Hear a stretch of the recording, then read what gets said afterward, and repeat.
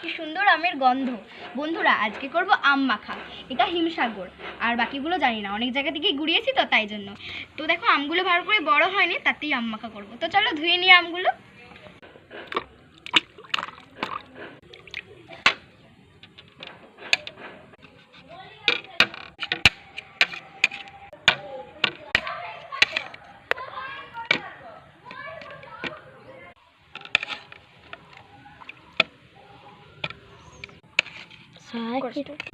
দেখুন বন্ধুরা, এগুলো কিন্তু কাটা হয়ে গেছে, তো মাখা করা থাক।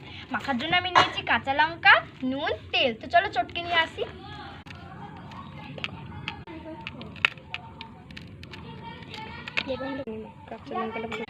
এখানে এটা চটকে নিয়েছি, এবার দিয়ে দিচ্ছি নুন আর দিচ্ছি তেল।